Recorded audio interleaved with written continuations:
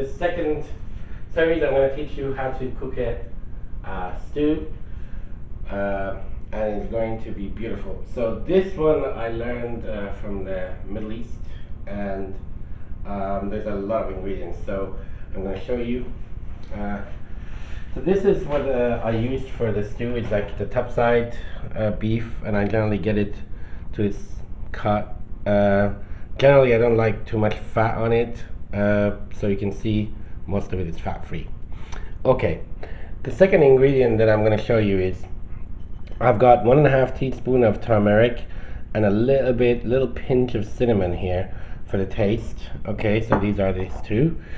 I have tomato paste, which is double concentrated. This tomato double concentrated, I'll put it here and I'll mix it with a bit of water later for the cooking. I've chopped some onion, roughly. You don't need to be a professional to do that. That's just a normal chopping onion. And a bit of chopped tomato. Just one. I used a plum tomato for that, a nice and fresh one. Now this one, they call it in India chana dal, and it's basically split peas, which is quite important for this particular dish. And the final piece is the dried lime. So the dried lime, you can either do it at home, but it takes a long time, and you have to have quite a dry place to do that, or you can just simply order it online or in a Middle Eastern shop. I've actually pinched it with a hole in it with a knife. I can't find it now, but so that when it boils, then the juice can come out. Okay, when it hydrates. Finally, of course, I have pepper and salt, and I cook this dish with the oil, the marisol in Spain we call it, which is sunflower oil. And the reason for that is because olive oil generally burns faster. So if you want to cook a stew that's not Spanish made and Middle Eastern, then they use this oil. Now, the funny thing is that I asked a granny in the Middle East when I was living there, I said, why do you use onion for everything? And they believed in the old times that onion is sort of kind of a disinfectant for the meat, and that became a culture for the whole Moorish region and the Middle Eastern region, and finally came to Spain. And if you look, most of what we cook with the stew is with onion. Right, so I have let my onions sweat a bit. I don't want to burn them, so as you can see, I just sweated them a bit. Perfect condition now, and I just put maybe a couple of tablespoons of oil because it's healthy. It's not supposed to be too much fat. Now I'm going to take before my meat. Sorry, I'm going to take my turmeric and cinnamon. I'm going to put them in. Now the important thing with turmeric is that you need to fry it a bit, otherwise it's going to be very bitter in the food. So you can see now I'm just frying it a little bit. You don't have to fry the hell out of it. You just can fry it for a little bit. It's very important. If you put turmeric afterwards, you're going to have this very, very bitter taste. Now, so it's perfect now for me to, and you can see my temperature is not on the highest. My temperature is on 7. If you have gas, so it would be just a little bit above medium, and that's important. But now I'm gonna increase the temperature to 9, so that's my highest level. Why? Because I'm gonna add the meat. So I'm gonna mark the meat, and that's very quickly.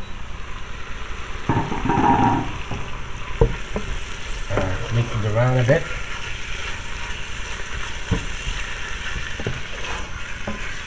Perfect. So while that's marking, I'm going to show you here, as I was saying before, I have some concentrated tomato. I'm going to put some water in it and mix it. Why do I use concentrated tomato? Again, it's one of those things that they do, and I think it's got a lovely concentrated taste, and it goes into the meat much faster than normal tomato, and it's not so watery. So I'm mixing it now so that it's all inside the water. Okay, and I go back to my meat. Make sure it's all getting brown and lovely. It doesn't have to be like what you do with the steak, you know, how you have to mark everything really perfectly. It can just be a quick fry, so that the meat gets sealed a bit. So that for me is good. As you can see, I'm still on the high mark. Now I'm going to put my concentrated tomato, and then I'm going to mix that around, still on the high heat. It's important to keep it going. I can smell it from here. It's absolutely fantastic. The smell of turmeric and cinnamon and the onion and the meat is just absolutely lovely. So then what we're going to do, as you can see, it's sizzling. I have some butter here, and this you should just put over the meat for the first cook time, yeah? So because this will cook for about a couple of hours, so I'm just gonna do the first stage, which is just putting a little bit of water over the meat, right? And at this very stage, I'm also gonna put my dry limes in it. Not put my dry limes in it, peas, because they cook really fast. So I'm gonna put my dry limes. Okay, and give it a good stir. And I'm gonna bring that to the boil. And then I'm going to basically let it simmer, and if I need to add more water, I will add more water. And what you're looking for is for the meat to be almost 70% sort of coming apart, 70%, and then you'll put your lentils in. So, sorry, your split peas. So, I'll see you in a sec. So, we've basically left this in for an hour, as it was, on a low heat. I had it on a kind of a 3, and as you can see, it's beautiful. If you're here, the smells are absolutely lovely. Now the meat is not completely cooked. It takes a couple of hours. So what we're going to do now is add the 2 ingredients that we had left.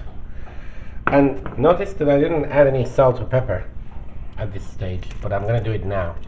So I'm going to add my tomato, and I'm going to add, this was about 100 grams of split peas. I'm going to add that to it. Now remember, when you put this in, it's going to absorb more water. So what I'm going to do is just add a little bit more water to it. I'm going to increase the temperature so it comes back to boiling, and then decrease it back again and leave it for another hour. So you see the amount of water I put. I mean, you can put more or less. What I don't like is to have a soup, so I just add enough water. So now I'm going to do a bit of stirring. Okay, and then I'm going to add my salt. Now you have to put a little bit of salt here, and then later you have to taste it again and do seasoning to your taste. Okay, I know that there is no salt in here, and that the split peas will take a lot of salt, so it's important to add enough salt so you're not completely having a horrible tasting food. A little bit of pepper, not so much. Give it a good stir. I've got it on the hot temperature, so when it comes back to boiling, what I'm going to do is let it boil and put the temperature back down again and let it boil for another hour or so, or until the meat actually comes apart, and that's when it's ready. Right, so now we've had this boiling on medium heat for about 2 hours, and you can see it looks beautiful. I squeezed the limes while it was cooking a little bit in the middle, so that the juice goes in. You can see it's very beautiful, and the meat is falling apart a little bit, and the split peas are absolutely cooked to perfection. So what we're going to do now is going to move the pot for a second. Now I've got my best taster in the whole wide world. Yo. Because the children always tell the truth. He's not a child. He's almost 17 years old, so it should be quite an honest tasting. So what I'm going to do now is, as you remember, I served the rice before. I cooked it. I've heated it up, and I'm just going to put a little bit of this lovely stew on the side. And this is not Michelin star, so you can do how you like it. I'm just gonna pour it a little bit like this, and I pour a little bit of the juice of it also on the rice. Absolutely beautiful. Right, now the moment of the truth. Here we go, Noah. Thank you. Okay, let's go for it. You first, and I go second. Alright, well, he's munching it all up. I tell you, look at this meat. If the camera can come closer to see how the meat just breaks up like this, it's absolutely beautiful. See, he's having some more, so it's very good. So that actually confirms that it's fantastic. So Yeah. I'm just gonna have that. It's fantastic. Fantastic. Well, cheers to you all, and we'll see you on the next episode.